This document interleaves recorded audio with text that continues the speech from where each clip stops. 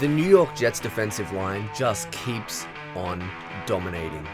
So let's take a look at the All-22 against the Bucs, and I'll show you why this unit might just be the best in the NFL. Let's go.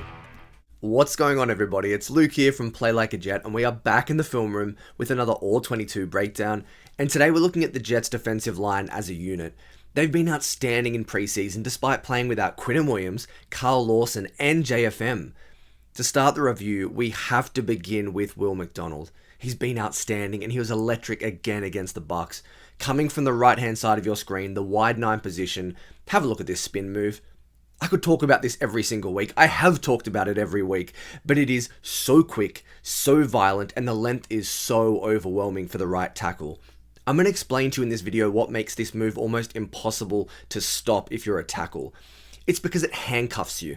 Focus on the right tackle's trail arm here, his right arm. Look how Will McDonald chops down. He gets high with his right arm and chops down, and then he wraps around and spins towards the quarterback. But on the backside, we're going to see him fling that left arm, grab onto the butt of the tackle, and shoot himself straight through the B gap.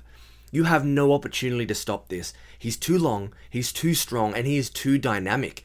This is a hold from the right tackle. Doesn't get called, but if we look at it in slow motion, right here coming out of the block, number 77's got his left arm wrapped straight around the chest of Will McDonald. This is a hold. It should be called, but even still, he makes the throw high, causes the incompletion, and it's another big W for Will McDonald. This spin move is outrageous, and you're going to have to guess what happens on the very next snap. If you guessed another spin move, you are correct. Will McDonald's counter is so effective, he uses it on back-to-back plays. This time from the reverse angle, you're going to see McDonald rushing from the left-hand side of your screen. Look how easily he beats the right tackle. It's just too simple. He flushes the quarterback up in the pocket and makes him get rid of it early. But once again, he hides the rush extremely well. Look how deep into the backfield McDonald gets. It looks like an outside rush before he once again goes to that patented spin move, back to the inside, and look at the left arm of the tackle. We are just grabbing Will McDonald. Freeze it right here. How is this not a hold? You gotta call this. Now at the end of the play, as I let it go, you'll see a flag comes in. It was called holding on Bryce Huff on the other side of the line. They did not call a hold on Will McDonald, but once again, this is a sack, if not for a hold from the right tackle. This is a huge win, it's a pressure, and it's Will McDonald continuing to dominate in preseason. This dude is ridiculous. But let's pivot now to the other side of the defensive line, and a guy I just mentioned in Bryce Huff. He's number 47, right-hand side of your screen. Look how he blows by the left tackle here with speed, length, and that ability to disengage and bend. It is freakish. And even more scary, he might be the Jets' 5th string defensive end. But on 3rd and long, there's a really good shot that Huff is going to be in the game. On this occasion, look how he uses the runway from that wide 9 position. The natural arc. He uses it as a laneway to go through the chest, that left arm inside stab. We're going to disengage and continue to work our lower half around the edge and get to the quarterback's arm and get that ball out. That is a clinic on how to rush in obvious pass rushing situations. And that's what he did so well last year as well. Bryce Huff won on 20% of his reps in 2022. That is freakish. But have a look on the other side of the line as well. Jermaine Johnson does a really nice job avoiding the chip from the tight end. He goes for the bull rush, which is something he's improved on so much this preseason. But look at what he does at the end of the play. He manages to get his hands up right now. Get in the lane. Look, in saying that, Trask can't get it away because Huff is too quick from the right. But Jermaine Johnson does his job perfectly as well, and it ends up in a huge win for the New York Jets. They have the best defensive line in the whole of the NFL. To finish the video, let's have a look at 2 elite run stuffs from 2 of the newest members of this Jets defensive line.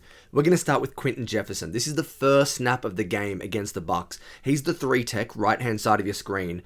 Look how he times up the snap, shoots the double team, and the carnage he causes in the backfield. What a rep. And you've got to remember, this isn't even the strength of his game. He is a situational pass rusher from the inside, but he just blows them up. He times up this snap to perfection. Look at his get off. He's already halfway in the backfield, and no one else on the Jets defensive line has taken a step.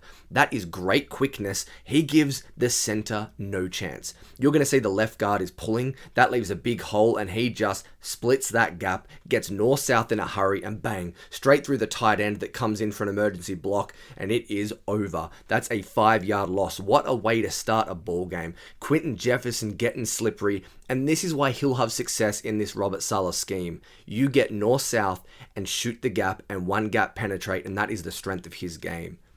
And the final play, we're going to have a look at the big fella. Al Woods, number 96, from the one technique left-hand side of the Jets line.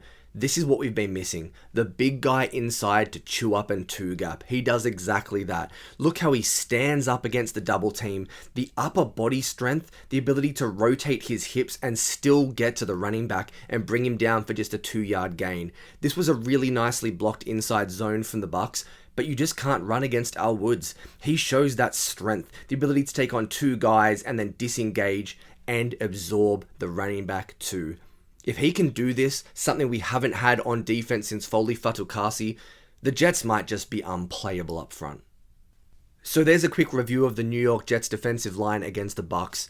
The role players continue to shine. Once you throw in Quinn and Williams and the rest of those dogs, this Jets defensive line might be the second coming of the sack exchange.